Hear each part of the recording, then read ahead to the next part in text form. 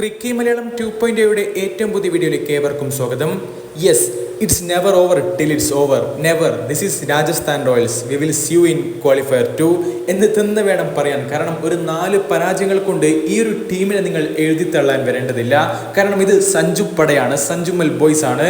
അതെ, ക്വാളിഫയർ 2 യോഗ്യത നേടിയിരിക്കുന്നു Rajasthan Royals. Toss നഷ്ടപ്പെട്ടുകൊണ്ട് ആദ്യം ബാറ്റ് ചെയ്യാൻ ഇറങ്ങിയ RCB 20 ഓവറിൽ 8 വിക്കറ്റ് നഷ്ടത്തിൽ അടിച്ചെടുത്ത 172 റൺസ് എന്നുള്ള വിജയലക്ഷ്യം 6 പന്തുകൾ ബാക്കി നിർത്തിക്കൊണ്ടാണ് രാജസ്ഥാൻ റോയൽസ് മറികടക്കുന്നത്. RCBക്ക് വേണ്ടി 35 റൺസ് എടുത്ത രജത് പട്ടീദാറും അതുപോലെ 34 റൺസ് എടുത്ത കിങ് വിരാട് കോഹ്ലി, 32 റൺസ് എടുത്ത മഹിപാൽ ലോംറോർ എന്നിവരുടെ ഇന്നിംഗ്സ് ആണ് കരുത്തായതെങ്കിൽ രാജസ്ഥാൻ റോയൽസിനെ അക്ഷരാർത്ഥത്തിൽ കരീബിയൻ പവർ ഹിറ്റർമാര് അങ്ങ് അഴിഞ്ഞാടിക്കൊണ്ട് വിജയത്തിലേക്ക് കൊണ്ടുപോവുകയായിരുന്നു. ഒപ്പം റിയാൻ പരാഗിന്റെ പ്രകടനവും എടുത്തു തന്നെ പറയണം. എന്തൊരു കൺസിസ്റ്റന്റ് ആയിട്ടുള്ള പ്രകടനമാണ് പരാഗ് നിങ്ങൾ കാഴ്ചവെച്ചുകൊണ്ടിരിക്കുന്നത്. എന്തായാലും ഈ ഒരു വിജയത്തോടു കൂടെ രാജസ്ഥാൻ റോയൽസ് രണ്ടാം ക്വാളിഫയറിൽ SRച്ചിനെതിരെയുള്ള ഒരു കിടിലൻ പോരാട്ടത്തിനുള്ള വഴിയൊരുക്കിയിരിക്കുകയാണ്. പവർ പ്ലേ അവസാനിക്കുന്നതിന് തൊട്ട് മുമ്പ് ടോം കോഹ്ലർ കാഡ്മോറിനെ രാജസ്ഥാൻ റോയൽസിന് നഷ്ടമായിട്ടുണ്ടായിരുന്നു. 46 റൺസ് ഒന്നാം വിക്കറ്റിൽ യശസ്വി ജയ്സ്വാൾ കാഡ്മോർ ആ ഒരു പാർട്ണർഷിപ്പ് നേടിയിട്ടുണ്ടെങ്കിൽ കൂടി പവർ പ്ലേ അവസാനിക്കുമ്പോൾ RR ഒരു വിക്കറ്റ് നഷ്ടത്തിൽ 47 റൺസ് എന്ന നിലയിലായിരുന്നു.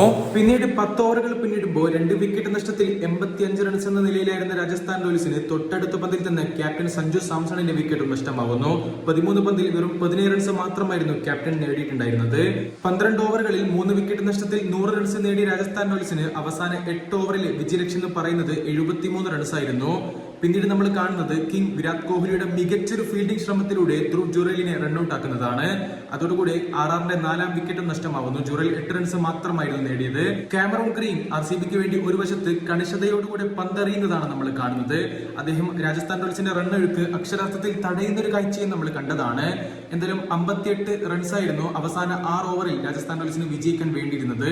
15 ഓവറുകൾ പിന്നിടുമ്പോൾ 4 വിക്കറ്റ് നഷ്ടത്തിൽ 126 എന്ന നിലയിലായിരുന്നു രാജസ്ഥാൻ റോയൽസ് എങ്കിൽ ഗ്രീൻ അവസാന ഓവർ എറിയാനെത്തിയപ്പോൾ പിന്നീട് നമ്മൾ കാണുന്നതൊക്കെ വേറൊരു കാഴ്ചയാണ്. അതെ, കരീബിയൻ പവർ എന്ന് തന്നെ വേണം പറയാൻ. ഷിംറോൺ ഹെറ്റ്മെയർ ആദ്യ പന്തിൽ തന്നെ സിക്സർ പറത്തുന്നു. റിയാൻ പരാഗും സിക്സറും ബൗണ്ടറിയുമായി മിന്നിക്കത്തിയപ്പോൾ ആ ഒരു ഓവറിൽ മാത്രം പിറന്നത് 17 റൺസ് ആയിരുന്നു. കളിയുടെ 17ാമത്തെ ഓവറിൽ യശ് ദയാലിനെ തുടരെ 2 ബൗണ്ടറികൾ പായിച്ചുകൊണ്ട് ഷിംറോൺ ഹെറ്റ്മെയറും തന്റെ ആ ഒരു മികവങ്ങ് കാണിച്ചു തന്നപ്പോൾ ലക്ഷ്യം 3 ഓവറിൽ വെറും 19 റൺസ് എന്ന നിലയിലേക്ക് മാറുന്നു. പിന്നീട് കളിയുടെ 18ാം ഓവറിൽ റിയാൻ പരാഗിനെ മുഹമ്മദ് സിറാജ് ഒരു കിടിലൻ പന്തിലൂടെ ബൗൾഡാക്കുന്ന കാഴ്ചയാണ് നമ്മൾ കാണുന്നത്.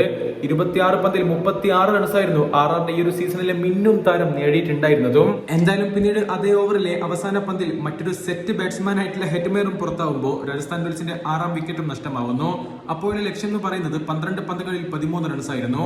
14 പന്തുകളിൽ നിന്ന് 26 റൺസ് ആയിരുന്നു ഹെറ്റ്മെയർ സ്വന്തമാക്കിയത്. എന്തായാലും ലോക്കി ഫെർഗ്യൂസൺ എറിഞ്ഞ 19ാം ഓവറിലെ ആദ്യ 2 പന്തുകളിൽ തന്നെ ബൗണ്ടറി നേടുന്ന റോമാൻ പവലിനെയാണ് നമ്മൾ കാണുന്നത്. അതെ, മറ്റൊരു കരീബിയൻ ശക്തി എന്ന് തന്നെ വേണം പറയാൻ. പക്ഷേ പിന്നീട് അടുത്ത 3 പന്തുകളും ഡോട്ട് ബോൾ ആക്കി മാറ്റുവാൻ RCBയുടെ ബോളർമാർക്ക് സാധിക്കുന്നു.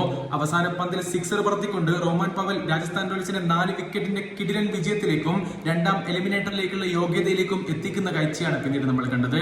പവൽ 8 പന്തിൽ 16 റൺസാണ് അടിച്ചുകൂട്ടിയതും. എന്നിരുന്നാലും തുടർച്ചയായിട്ടുള്ള 4 മത്സരങ്ങളുടെ തോൽവിക്ക് ശേഷം ഈ ഒരു ടീമിനെ എഴുതി തള്ളിയവർ ഒരുപാട് ആളുകൾ ഉണ്ടായിരുന്നു. അവർക്കുള്ള ശക്തമായിട്ടുള്ള മറുപടി തന്നെയാണ് രാജസ്ഥാൻ റോയൽസ് നടത്തിയിട്ടുള്ളത്. എന്തായാലും ഇനി ക്വാളിഫയർ 2 SRച്ചിനെതിരെ രാജസ്ഥാൻ റോയൽസ് ഏറ്റുമുട്ടുന്നു. പക്ഷേ ഇവിടെ RCBയുടെ കാര്യം നമ്മൾ എടുത്തു പറയണം. വെൽ ഡോമിനൻസ് തന്നെയായിരുന്നു അവർ ഈ ഒരു സീസണിലുടനീളം, അതായത് അവസാനത്തെ 6 മത്സരങ്ങളിലും കാഴ്ചവെച്ചിട്ടുണ്ടായിരുന്നത്. അതിശക്തമായിട്ടുള്ള തിരിച്ചുവരവിന്റെ ഏറ്റവും വലിയ എക്സാമ്പിൾ തന്നെയാണ് RCB. കിങ് കോഹ്ലി നിങ്ങളുടെ ഈ ഒരു പ്രകടനം എടുത്തു പറയുക തന്നെ ചെയ്യും. പക്ഷേ ഈ സാല കപ്പും നമ്മുടെ എന്ന് പറയാൻ അവർക്ക് സാധിച്ചിട്ടില്ല. അതെ, അടുത്ത സാല കപ്പ് തന്നെ നോക്കാം. അപ്പൊ പിന്നെ അടുത്തൊരു വീഡിയോ ആയിട്ട് വീണ്ടും കാണുമ്പോഴേക്കും ഗുഡ് ബൈ.